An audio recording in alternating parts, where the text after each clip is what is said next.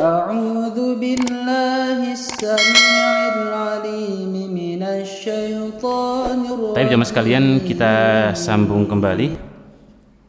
Masih di kitab Tadhkiratus Sami' wal Mutakallim fi Adabil Alim wal Muta'allim, sebuah buku yang sebelum kita belajar dalam bab masalah Quran dan Sunnah dan segudang ilmu, maka ilmu adab itu menjadi makanan yang perlu kita konsumsi lebih dulu sebelum belajar ilmu-ilmu yang lain, ya. Salah satunya adalah adab bagaimana kita belajar.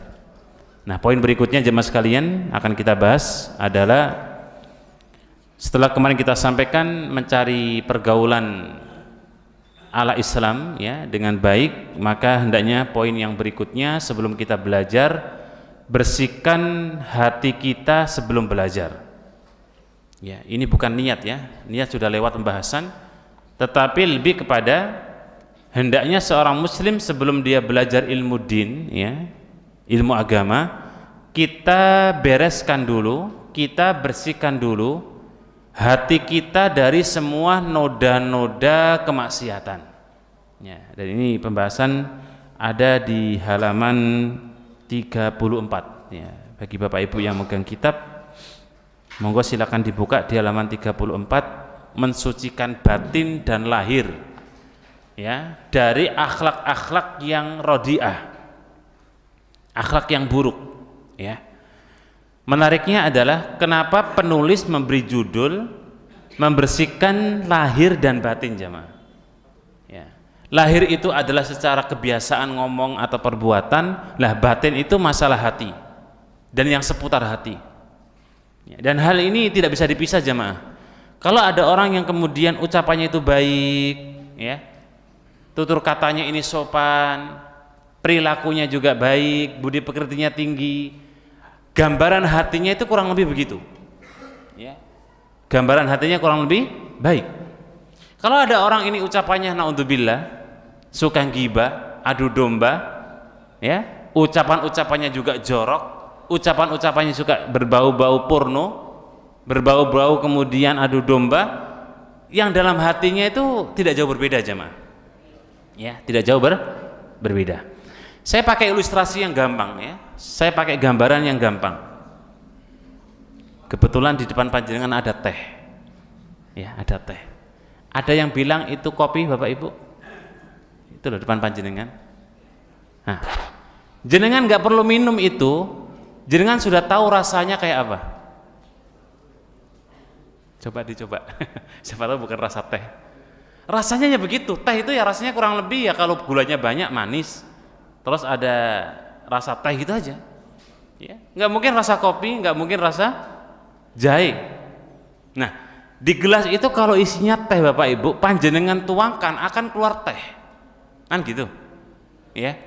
Kalau kemudian di gelas itu, ya, saya mau pakai sampel tapi belum datang-datang nih minumnya. Mau diminumnya nih, nah, ntar lagi datang, alhamdulillah. Karena biasanya kalau saya dikasih dua contoh, ya, ada putih sama ada warna, ya, semoga benar. Alhamdulillah. Kita contohkan dulu Bapak Ibu. Sonje Pak. Ini bukan nyindir loh Pak, ya. Kok nggak datang-datang gitu. Tapi Bapak Ibu, ya, lumayan anget ini. Ini yang putih, ini yang berwarna. Semua gelas, kalau ada 10 gelas saya isi dengan warna yang berbeda, maka dia akan mengeluarkan apa yang ada dalamnya. Nah, dohirnya ini warna putih Bapak Ibu, betul ya? Batinnya apa? Bening apa putih? Ikhtilaf para thalabul ilmi, oh gitu. Para santri berbeda pendapat. Ini warna apa Bapak Ibu? Sepakat dulu nih sebelum saya tuang. Bening atau putih? Sejak kapan ya ada warna bening? Memang kadang-kadang orang itu bebas kok, ya, berpendapat asal tidak bab masalah hadis dan Quran. Kalau jenengan mau bilang ini putih, bening, butek, sah-sah saja. Yang penting air putih. Tapi kalau dipikir-pikir ya Bapak Ibu, ini tuh bukan putih loh. Putih itu ini. Nah, ini putih. Faktanya ini bukan putih. Gitu. Krem. Nah, monggo silakan. Krem. Pendapat ketiga krem.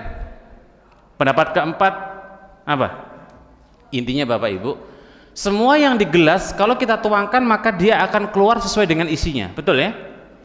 Hati kita itu enggak jauh berbeda. Apa yang kita sering ucapkan itulah gambaran hati kita. Kalau ada orang yang suka ngomong dengan ucapan saru, jorok, menjijikkan, adu domba, namimah, itu yang di dalamnya isinya begitu semua Bapak Ibu.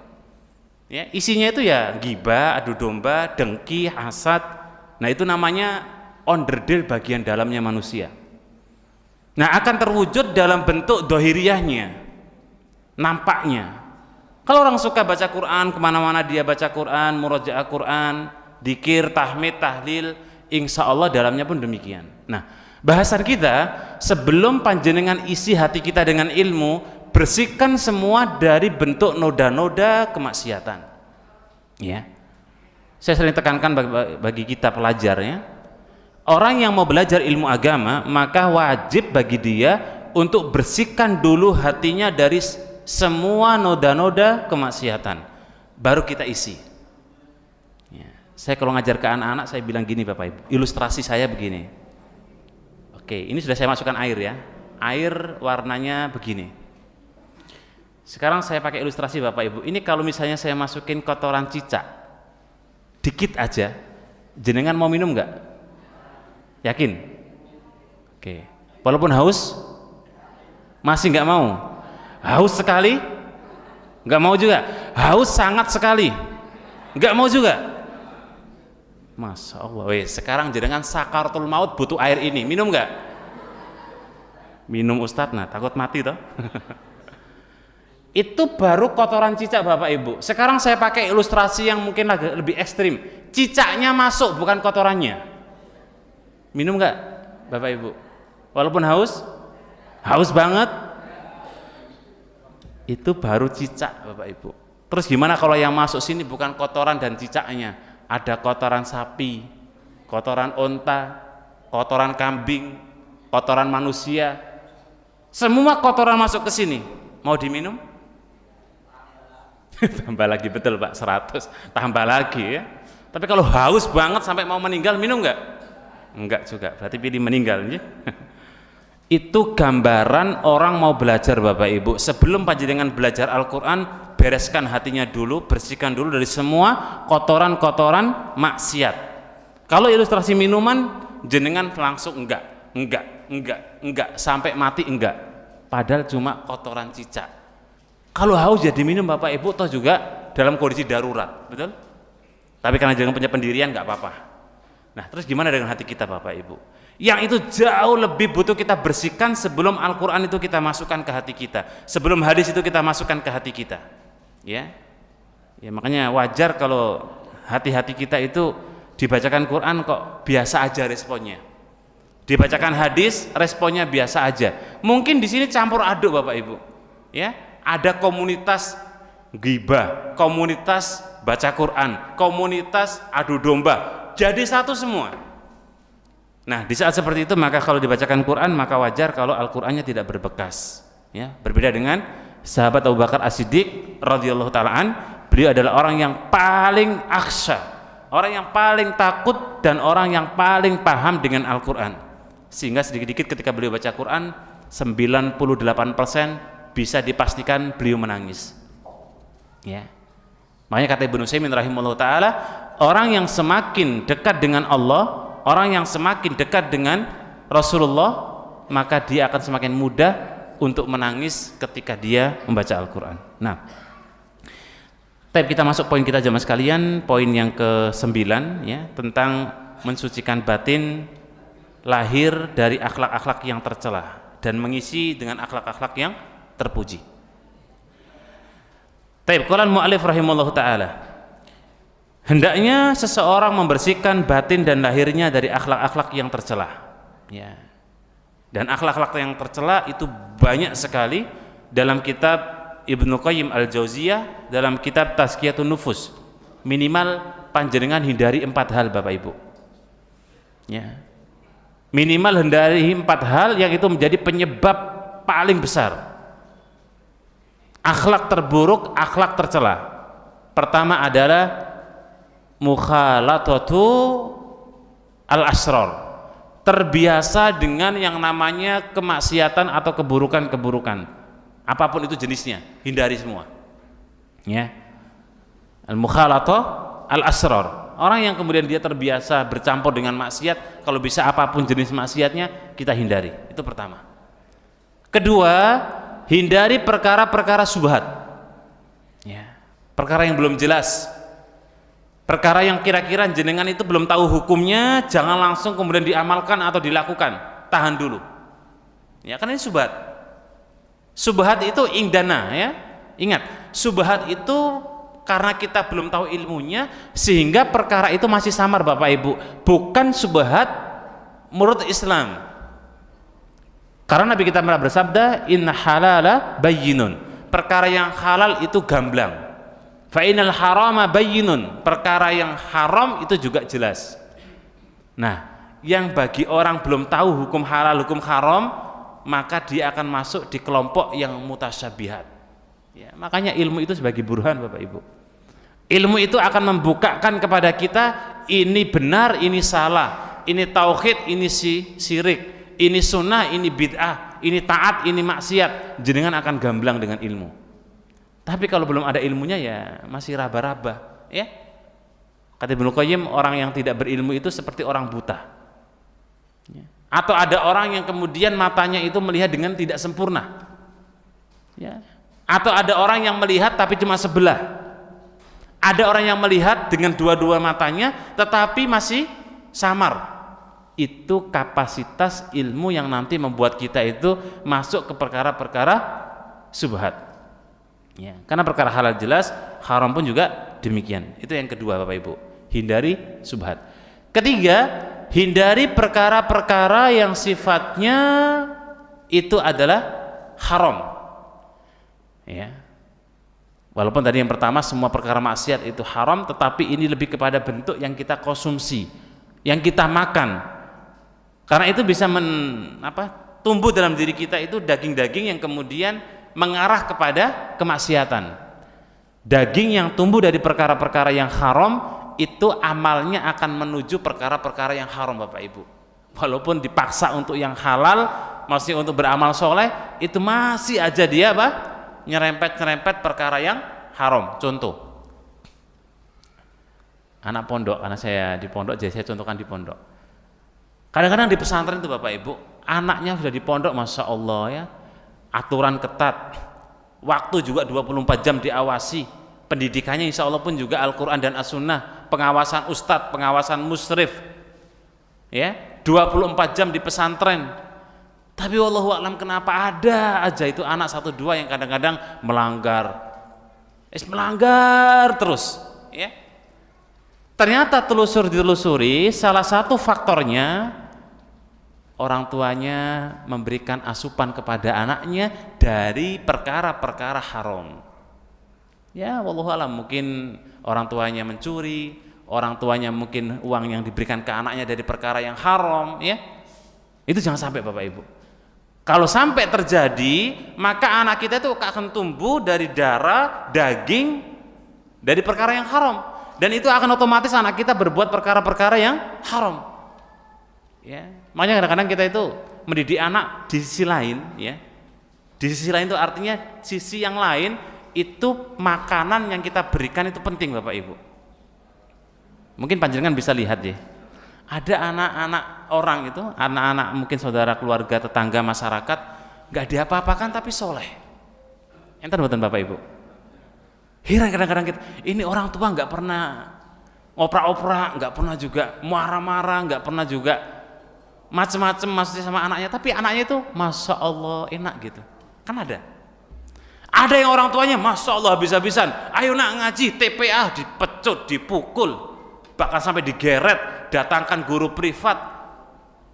Tapi Masya Allah ya, kadang-kadang masih luar biasa. Satu, memang itu ujian Bapak Ibu, harus kita yakin ya, amanah yang Allah berikan kepada kita. Istri pun ujian, suami ujian, anak ujian, tetangga ujian, semua yang di kanan kiri kita ujian yang Allah berikan kepada kita. Allah berfirman, wala nabluwannakum bi khairi wa syarri. Allah uji kita itu dengan sesuatu yang senang ataupun yang enggak senang. Termasuk yang tidak senang ya anak. Kadang-kadang Masya Allah ya. Ala kulli hal jamaah sekalian, perkara-perkara haram yang kita berikan ke keluarga kita perlu diperhatikan, karena itu membuat kita itu mental mau dikasih nasihat Bapak Ibu, ya, mental. Dan ini faktor terbesar, ya. Faktor yang keempat, salah satu yang harus kita perhatikan dalam hati kita ini adalah mukhalatatu atau al-ikhtilat, ya. Jangan sering berinteraksi dengan yang tidak halal. Itu bahaya sekali Bapak Ibu, ya. Jadi kalau interaksi-interaksi yang sifatnya tidak halal, yang tidak hak kita, jangan.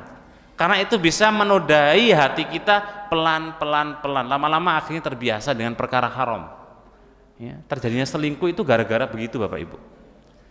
Terjadinya kemudian orang itu kemudian sama temannya ya gara-gara sering berinteraksi, ya. Maka dihindari, ya, dijauhi. Kalau bisa jangan sampai sering berinteraksi dengan lawan jenis yang itu bisa menyebabkan kita terjerumus dalam perbuatan dosa. Nah, baik. Jadi perkara-perkara yang tercela dalam Islam sangat banyak, ya. Kita hindari semua, kemudian kita isi dengan perkara-perkara yang terpuji, ya. Baik. Di antara akhlak-akhlak yang tercela adalah kebencian, ya. Setan iblis itu menanamkan kepada hati manusia tentang al-bughdu. Makanya Allah Ta'ala itu menyebut dalam hadis qudsi, Nabi kita pernah bersabda, ainal mutahabbina bijalali, manakah orang-orang yang cinta keagungan karenaku, yang cinta karena aku, yang diberikan tema oleh para ulama dengan sebutan al-hubbu wal bughdu fillah. Cinta benci itu karena Allah, itu modal utama Bapak Ibu, ya. Jadi ada 8 orang yang diberikan naungan oleh Allah Subhanahu wa Ta'ala. Salah satunya apa? Rajulani tahabba fillah, ya, seorang laki-laki atau 2 laki-laki yang dia cinta karena Allah dan benci karena Allah, ya. Jadi kalau kemudian kita benci tanpa ada dasar yang jelas, kita khawatir benci itu menjadi batu sandungan hati kita penuh dengan maksiat, ya. Makanya jangan mudah benci orang, ya. Kalau kita mau benci seseorang, jika dia beramal keburukan, benci amalnya, jangan orangnya Bapak Ibu. Dan Nabi praktekkan itu. Nabi itu di tengah-tengah kehidupan para sahabat, di hidupnya mereka dan orang-orang kafir juga di sekitar Nabi, Nabi tidak pernah membenci personality manusia atau seseorang, ya. Bayangkan, contoh kasus, ya.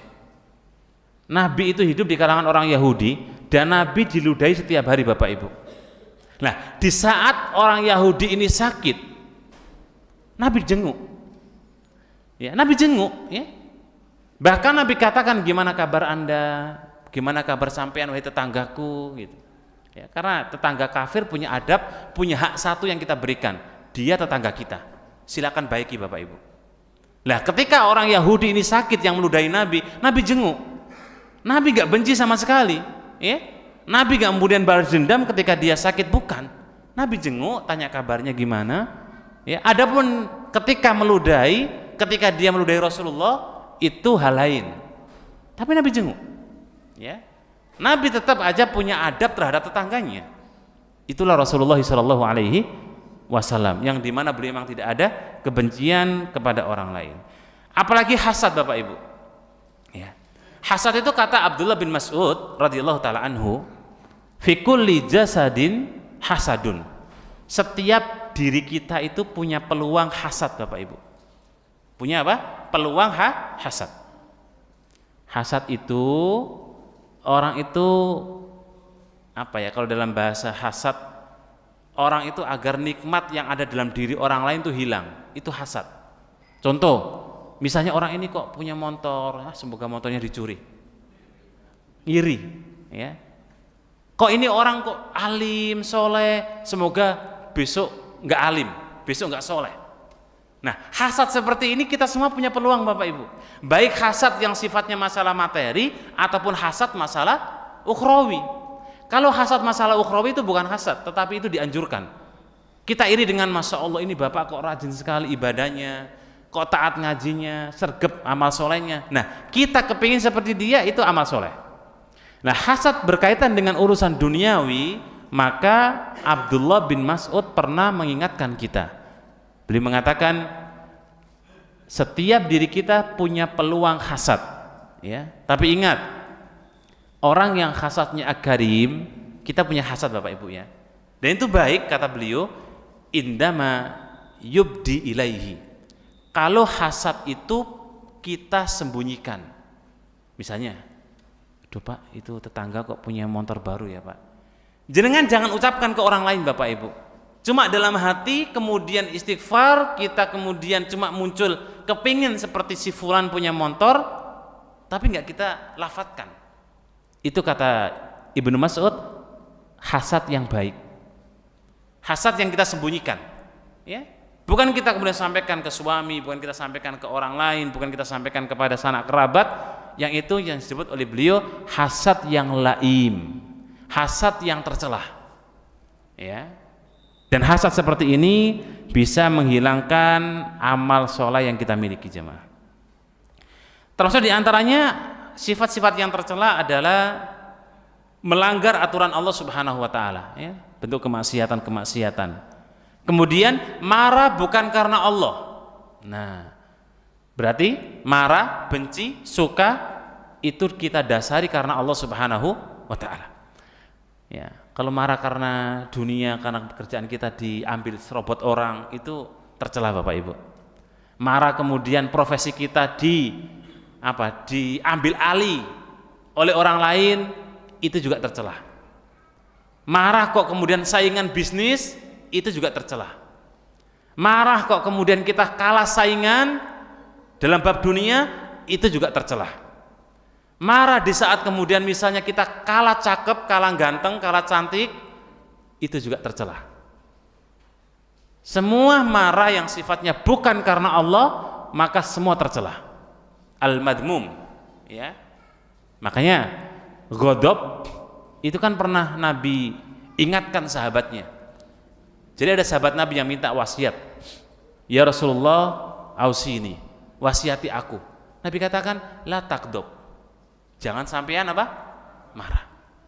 Karena merasa orang ini kurang puas, datang lagi kepada Rasulullah. Ya Rasulullah, ausini, ingatkan aku, wasiati aku. Nabi katakan, la takdob. Jangan sampean marah. Karena merasa mungkin kok wasiatnya cuma satu gitu, mbok yang banyak gitu. Dia datang lagi yang ketiga jamaah. Nabi katakan la takdob, jangan Anda marah. Kata para ulama hadis ini, Nabi itu kalau memberikan wasiat dilihat sikon kondisi masyarakat atau jamaahnya. Kata para ulama, orang ini suka marah, maka Nabi katakan jangan Anda marah. Ya. Sama kita bicara jamaah sekalian, misalnya ada orang minta nasihat pada kita. Pak, mbok saya dinasihati nih Pak, kok lagi galau. Lihat, kira-kira orang ini galaunya dari sisi apa jamaah? Kalau dia galau masalah nggak nikah-nikah, diingatkan, sabar. Sampai kalau belum nikah banyak puasa. Karena ada momennya. Nasihat itu akan menjadi tadkirah, menjadi peringatan dan mauidhah yang sangat dalam ketika pas sesuai dengan kebutuhan kita. Ada orang datang pada kita minta nasihat misalnya masalah pekerjaan. Kok kita nasihati sedekah ya nggak nyambung, malah marah dia. Ya, Pak, tolong saya ini, mbok ada solusi nggak? Gimana saya agar kerja saya ini pas? Dengan sedekah yang banyak, walaupun dengan sedekah juga dapat kerja. Tapi kan kadang orang itu nggak pas, ya. Sehingga nasihat itu akan menjadi mauidhah, ya. Mauidhah itu kan maknanya lebih daripada cuma tadkirah jamaah. Ya, kalau tadkirah itu peringatan, nah mauidhah itu peringatan tapi punya dampak bekas yang sangat dalam. Itu mauidhah, ya. Makanya Allah sebut dengan mauidhatun hasanah. Peringatan yang mendalam dan itu bentuknya adalah kebaikan. Baik. Kemudian berikutnya adalah curang, termasuk di antara sifat tercela Bapak Ibu. Curang ini Allah sebut dalam surat Al-Mutaffifin dalam bab masalah orang dagang. Ya. Wailul lil mutaffifin. Celakalah orang yang suka mengurangi takaran timbangan, dalam kurung curang. Enten yang dagang bisnis dan begini, Bapak Ibu ada? Atau pebisnis semua? Semua pembisnis mau pakai mikal, timbangan ataupun tidak, hati-hati. Curang itu punya potensi besar bagi para pembisnis, apapun profesi pembisnisnya.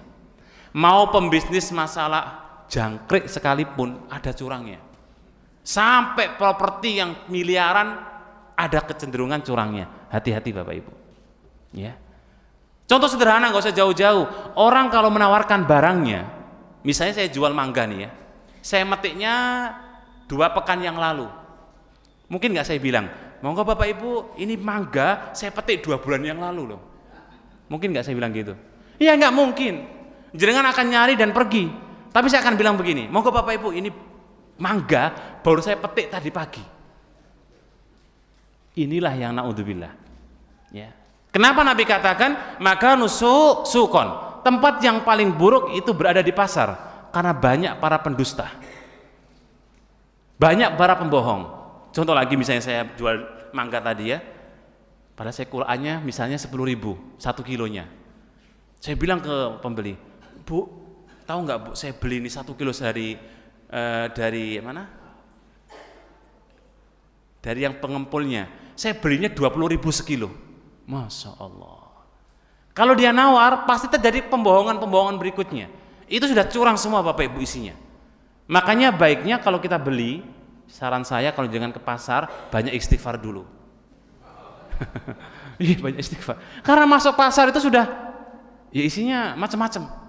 Ghibah ada di situ, bohong di situ, curang di situ, aurat di situ, tabrakan sama mbak-mbak ya di situ, macam-macam. Istighfar jangan sebelum masuk gerbang pasar istighfar.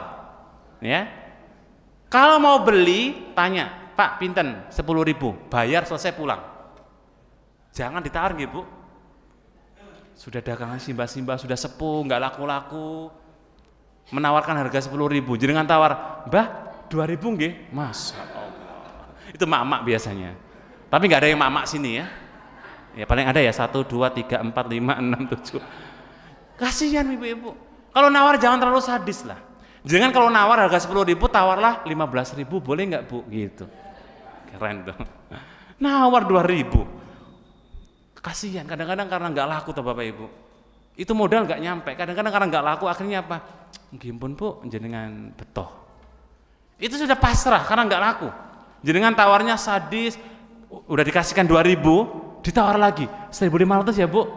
Masya Allah. Tak borong 500 semuanya. Masya Allah. Jangan ibu-ibu ya. Kalau jenengan ke pasar, kalau bisa itu adalah orang muslim, saudara kita, tetangga kita kenal, kasih lebih. Itu lebih afdol. Dan kalau belanja di pasar, jenengan gak usah lama-lama. Apa yang jadi hajat kita, beli, bayar, selesai pulang. Ya. Kecuali jenengan sumpel telinga jenengan, kayak Imam Syafi'i gitu ya. Biar gak dengar orang bohong atau orang dusta, orang ghibah, jenengan sumpel, ya, isyarat berapa harganya Bu? Nah, 20.000. Bayar selesai. Kenapa? Karena pasar itu tempat yang paling buruk, ya. Kecurangan itu 99% ada di situ Bapak Ibu. Ada yang jujur, ada yang memang luar biasa, cuma 1 orang. Dan itu nggak tahu di mana. 99 curang. Makanya Allah katakan, wailul lil mutaffifin alladzina idaktalu, apabila mereka transaksi yastaufun, dikurangi takaran timbangannya. Ya. Saya nate lihat timbangan tuh Bapak Ibu. Harusnya timbangan itu kan standar gini ya, betul nggak? Tapi kenapa yang ada bebannya itu lebih berat? Ini kan sudah curang. Ya, walaupun akhirnya ditambah juga, sama aja. Harusnya segini, nimbang juga segini, itu adil. Tapi belum sudah dikasih di sini ada batu magnet gitu, magnet kecurangan. Ya, naudzubillah. Makanya sifat yang tercela adalah curang. Berikutnya adalah sombong. Sombong ini Bapak Ibu sifatnya iblis pertama kali ketika berada dalam surga. Ketika Allah perintahkan fa idh qulna lil malaikati isjudu li adama fasajadu illa iblis. Pertama Allah perintahkan ketika seluruh makhluk yang ada di surga untuk sujud kepada Adam, termasuk iblis. Aba wastakbaro. Iblis tidak mau sujud disebabkan karena 2. Pertama aba, enggan, angkuh. Yang kedua adalah istakbaro, sombong. Aba dengan istakbaro, sebagian para ulama tafsir membedakan. Aba itu kadang-kadang cuma enggan, nggak mau saja. Kan ada kan kadang-kadang kita itu nggak mau tapi ya nggak mau saja gitu. Bisa dipahami ya Bapak Ibu. Kita nggak mau tapi ya sudah selesai, nggak mau. Ya. Tapi ada orang yang nggak mau tapi ada keangkuhan. Nah, itu istakbaro. Nah, terkumpul dalam dirinya iblis itu 2 hal. Sudah tidak mau tapi diikuti dengan kesombongan. Ya, Contoh misalnya kita aja ya, nggak usah jauh-jauh. Kita itu kalau misalnya belum bisa menegakkan sunnah, karena belum bisa dan mungkin belum mampu atau apa, ya udah selesai gitu. Tapi kan ada orang yang tipenya itu dia tidak menegakkan sunnah, tapi sambil ada keangkuhan, ada kesombongan. Lah itu terkumpul dalam dirinya dua hal. Dan ini dalam sebuah hadis ya, dikatakan oleh sahabat Abdullah bin Abbas, beliau pernah mengatakan al jannah wan nar ihtajata. Jadi surga dan neraka itu pernah berdebat Bapak Ibu. Ihtajatil jannatu wan nar. Dalam Sahih Bukhari, ihtasamat al jannatu wan nar. Surga neraka pernah debat. Ya. Pernah diskusi. Faqalatin nar, neraka berkata dulu, yaljauni al-jabbarun wal mutakabbirun. Kata neraka akan datang kepadaku tipe manusia al-jabbarun. Jabbarun itu perusak. Dan perusak itu dijelaskan dalam ayat yang lain adalah orang-orang yang membuat kemaksiatan di muka bumi ini. Itu yang disebut dengan perusak Bapak Ibu. Ya.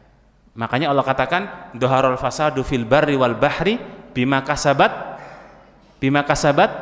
aidinas. Terjadinya kerusakan di lautan, di daratan disebabkan karena siapa? Manusia. Jadi kalau semakin sering terjadi tsunami, gempa, Merapi meletus terus, itu karena maksiat yang sering dilakukan oleh orang sekitar. Misalnya di Godean kok gempa terus gitu. Nah, orang Godean ini jarang ngaji. Maksiatnya sregep. Jadi indikator terjadinya ayat-ayat kauniyah Bapak Ibu, itu pegang surat ini, dhaharul fasadu fil barri wal bahri bima kasabat aidinas. Terjadinya kerusakan tsunami di lautan, kemudian gempa dan lain sebagainya, itu disebabkan karena manusia. Dan itulah makna kata neraka yaljauni al-jabbarun. Akan datang kepadaku al-jabbarun, para pembuat kerusakan. Tanpa kita sadari, masyarakat yang ada di kanan kiri kita itu ternyata mereka kalau maksiat, contoh di kampung jaga malam atau ronda sambil main, itu maksiat mboten Bapak Ibu? Halo, maksiat mboten? Enggak, anteng-anteng jenengan. Maksiat, walaupun cuma taruhannya kelereng, batu atau jempitan. Kalah dijempit, itu taruhan Bapak Ibu, haram. Tapi Masya Allah ya, ada orang dijempit sampai muter, itu ya betah itu. Hidungnya dijempit ya betah. Bahkan kadang kalau kalah 10 kali, semua jempitannya penuh. Ridho dan ikhlas. Kenapa Bapak Ibu? Jawabannya kata Ibnu Qayyim, karena dia menikmati main gaplek itu. Orang itu kalau menikmati sesuatu, maka dia senang. Apapun yang terjadi maka dia nikmat. Dijempit itu sakit nggak kira-kira Bapak-bapak? Yuk, yang biasa dijempit. Sakit itu. Kalau jangan mau coba nanti, jangan beli jepitan yang buat jemuran 10 di sini, itu sakit. Tapi kenapa dia nikmat? Satu, karena dia berharap jepitannya lepas, menang. Tapi nggak menang-menang juga. Kedua, karena dia merasa ini permainan yang nikmat, asik bagi dia. Saya pernah jaga malam Bapak Ibu, dan kebetulan ketemu ada salah satu yang main jepitan. Ampun lah Pak, mending kita jalan-jalan. Udah Mas, ini lagi asik, jepit 1, tak tinggal jalan, jepit 4. Sakit nggak Pak? Enggak. Dilepas merah. Berarti kan sakit sebenarnya, tapi dia menikmati. Ya, sesuatu yang bisa menikmati atau dinikmati seseorang, maka dia akan tidak terasa dengan amal itu Bapak Ibu. Seperti jenengan, sholat. Kalau panjenengan menikmati ibadah sholat, mau imamnya baca Al-Baqarah jenengan nikmat. Nggih mboten? Tapi kalau enggak sholatnya ini enggak nikmat, Al-Bayyinah aja sudah klisa-klisi. Ini kok imamnya kok Al-Bayyinah, mbok Al-Kulhu gitu. Al-Ikhlas ya. Kita itu kalau sholatnya nikmat, kayak Nabi Bapak Ibu, beliau itu berdiri 1 rakaat, Al-Baqarah lewat, Al-Imran lewat, An-Nisa lewat, Al-Maidah lewat, mau tembus surat Al-An'am, di sampingnya Nabi ada sahabat yang sudah jegluk, tipe-tipe kita. Maka Nabi langsung ruku, karena ada sahabatnya ikut sholat sunnah bersama beliau, sallallahu alaihi. Nabi 1 rakaat, 4 surat di awal, itu kan surat yang panjang-panjang. Beliau baca habis. Ada di antara kita Bapak Ibu Al-Baqarah kita berdiri 1 Paling Al-Baqarah Allahu Akbar gitu. Alif lam mim dzalikal kitabul la raiba fihi hudal lil muttaqin sampai la yukallifullahu nafsan illa wus'aha laha ma kasabat, terus sampai terakhir baru ruku. Masya Allah, nikmat. Habis berdiri lama, ruku itu nikmat. Ibu-ibu bapak pernah tes sholat gerhana? Pernah? Berapa standar sholat gerhana di sini? 1 jam? Setengah jam? Sunahnya sholat gerhana itu sampai gerhananya habis. Kira-kira kalau gerhananya katakan dalam ilmu falak itu 2 atau 3 jam, ya jenengan sholatnya kurang lebih ya 2 jam. Setengah jamnya buat kultum sebentar. Itu sunnah. Rokaatnya dengan sujud, ruku itu mirip-mirip sama. Kalau berdirinya katakanlah 10 menit, rukuknya 10 menit. Ada yang tanya, Ustadz itu baca apa Ustadz? Subhanallah wa bihamdi subhanallah. Sampai 10 menit. Ada yang nyosop jebruk gitu. Karena kelamaan ya. Ya karena kita kurang menikmati Bapak Ibu. Ya, sesuatu yang menikmati atau yang buat kita nikmat itu nggak terasa, dan itulah ibadah yang harusnya jauh lebih kita nikmati agar ibadah itu terasa. Baik, saya kembali ke hadis tadi. Jadi yaqul ya, qalatin nar, neraka mengatakan al-jabbarun, para perusak. Kedua, al-mutakabbirun. Nah ini poin kita. Ya. Al-mutakabbirun itu adalah orang-orang yang sombong, itu dinanti oleh neraka jahanam. Ya. Dan apa itu sombong jamaah sekalian? Sombong itu ada 2 makna dalam hadis Nabi. Ya. Jadi jenengan untuk menilai orang ini sombong atau tidak, jenengan gunakan 2 kaidah ini. 1, batorul haq. Orang sombong itu adalah orang yang menolak kebenaran. Mau dia ustadz, mau dia profesor, mau dia kiai, mau dia dai, disampaikan kebenaran kok ditolak, maka itu sombong. Itu 1. Kedua, sombong itu adalah ghamtun nas, merendahkan orang lain, ya, menghina orang lain, itu sombong. Selain 2 hal itu, maka bukan sombong. Ketika sahabat bertanya Rasulullah, ya, apa kita pakai baju baru itu sombong? Nabi katakan la, innallaha jamil yuhibbul jamal. Allah itu indah dan mencintai sesuatu yang indah. Maka oleh karena itu, Bapak Ibu, khususnya ada bapak-bapak, kalau mau ke masjid pakai baju yang terbaiknya. Jangan disimpan setahun sekali muncul. Idul Fitri juga tak pakai Ustaz, ini baju yang paling bangga saya. Munculnya cuma setahun sekali. Udah setahun sekali ditunggu-tunggu, badannya udah melebar, nggak muat. Kalau ke masjid pakai pakaian terbaik kita Bapak Ibu. Khususnya bapak-bapak kalau Jumatan, kalau bisa gunakan baju yang paling istimewa, dan jangan pakai kecuali Jumatan. Jumatan setiap Jumat ganti yang baru, yang baru, yang baru. Innallaha jamil yuhibbul jamal. Dan kalau kita punya pakaian baru dipakai untuk ibadah, itu bukan sombong. Bahkan kalau punya mobil dipakai untuk sholat jamaah, bukan sombong. Asal masjidnya jangan bawa masuk ke masjid. Tentang punya mobil baru, awas minggir, ya itu salah. Jangan pakai mobil silakan, jangan pakai motor baru silakan, pakai jam tangan silakan, pakai cincin emas untuk ibu-ibu silakan, tapi ditutup ya. Intinya pakai perhiasan terbaik kita. Allah suka dengan orang-orang yang jamil, jangan yang nyun sewu, kumuh. Ya, jangan. Saya lanjutkan sedikit terkait tadi ya. Jadi diskusi surga neraka itu menarik jamaah sekalian, karena surga neraka sama-sama berargumen punya penduduk dengan sifat yang pertama tadi apa? Al-jabbarun ya, perusak ya. Perusak itu dalam kurung adalah ahli maksiat di muka bumi ini. Yang kedua, al-mutakabbirun, orang-orang yang sombong. Dan orang yang sombong tadi kita sebut dalam hadis Sahih Muslim, sombong itu 2 makna, batorul haq wa ghamtun nas, orang yang menolak kebenaran dan orang yang suka merendahkan orang lain. Ya, sedangkan orang yang pakai baju baru, pakai mobil juga misalnya gonta-ganti, atau mungkin misalnya ada rezeki dia beli.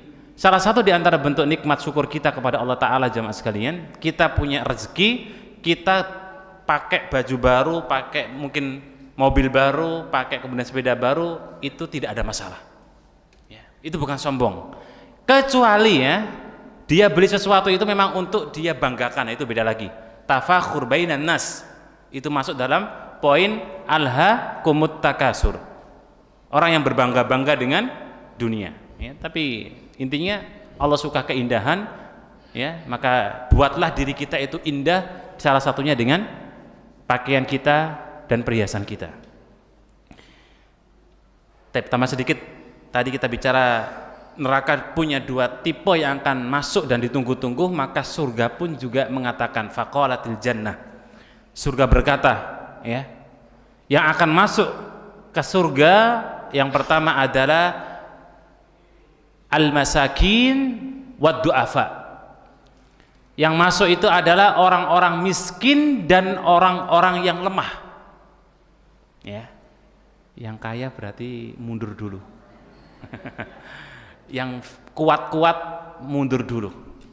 Karena surga menanti al-masakin dalam kurung al-fuqara dan ad-du'afa. Kenapa orang-orang miskin punya keutamaan dibanding orang kaya, jemaah sekalian? Walaupun di sisi lain hadis ini kalau kita tinjau dari hadis yang lain, itu orang kaya yang dia punya iman yang baik lebih unggul daripada orang miskin yang juga sama-sama punya iman. Tapi faktanya biasanya orang-orang yang kaya itu sedikit yang ingat kepada Allah biasanya. Ya ada 1-2 tapi nggak banyak. Makanya kemudian surga mengatakan yaljauni al-masakin wad du'afa. Pertama adalah karena orang-orang miskin itu doanya mustajab, Bapak Ibu. Orang-orang yang dalam kondisi miskin, maka dia punya mangzilah di hadapan Allah Subhanahu wa taala. Dia punya posisi yang sangat strategis. Ya. Tapi bukan berarti kemudian kita mengkampanyekan ayo miskin, enggak ya. Enggak, tapi ada keutamaan bagi mereka. Makanya orang-orang miskin itu kenapa mereka dipuji oleh Rasulullah SAW? Bahkan mereka adalah orang-orang yang ucapannya itu mustajab, ucapannya itu langsung didengar Allah Subhanahu wa taala. Ya. Karena kalau orang miskin dia merengek di hadapan Allah, maka Allah akan berikan apa yang dia minta. Ya, dan orang-orang yang miskin di kalangan para sahabat, atau sebutlah kalau istilah kita menyebutnya apa? Ahlus suffah. Orang yang tinggalnya di emper Masjid Nabawi. Itu ahlus suffah. Ya, orang berbondong-bondong mereka hijrah, jemaah. Ya. Kalau orang sekarang wallahu a'lam ya, dia miskin itu ngapain ya. Tapi orang dulu mereka karena tinggalkan dunia mereka, datang kota Madinah, enggak punya apa-apa, tinggal di emper Masjid Nabawi disebut dengan ahlus suffah. Itulah pujian-pujian yang Allah berikan kepada mereka. Ya, miskinnya para sahabat itu karena mereka bukan karena kemudian tidak mau kaya, tinggalkan semua itu dunia-dunia mereka. Dari kota Makkah dia datang kota Madinah nggak bawa apa-apa, cuma bawa baju yang nempel dan niat untuk hijrah. Selesai. Sampai kemudian mereka itu tinggal di emper masjid menunggu santunan daripada orang-orang kaya. Itu yang pertama. Yang kedua, du'afa. Du'afa itu orang-orang yang lemah, dalam hal ini adalah orang yang syafaatnya tidak terangkat, jemaah. Ya, orang lemah itu misalnya fisiknya lemah, akalnya lemah, materinya lemah, semuanya lemah. Maka kalau dia beriman, ingat catatannya ya beriman ya. Bukan berarti kemudian yang miskin dari orang kafir masuk surga, enggak. Jadi miskin, lemah, dia beriman. Itu potensinya lebih cepat masuk surga daripada orang-orang yang kaya beriman. Kenapa? Karena orang kaya itu nanti hisapnya lama, Bapak Ibu. Ya. Makanya kalau orang terobsesi dengan kekayaan, akhirnya Allah berikan kekayaan, kemudian di mana-mana harta dan kemudian materinya, maka disitulah hisab kita jadi panjang. Apalagi nyarinya kadang-kadang, masya Allah, apa aja dicerok, ya, diserok, semua diserok, halal diserok, haram diserok, subhat diserok, semuanya masuk rumah, maka nanti itu akan dihisab step by step, dengan detil, dengan rinci, tanpa ada yang tersisa. Ya. Dan semoga Allah Ta'ala berikan kepada kita sekalian, ya, kualitas iman yang kualitasnya itu rasa kayak orang-orang yang mendapatkan surga dengan cepat. Ya. Mau kaya, mau tidak kaya, yang penting masuk surga dengan cepat. Wallahu a'lam bishawab.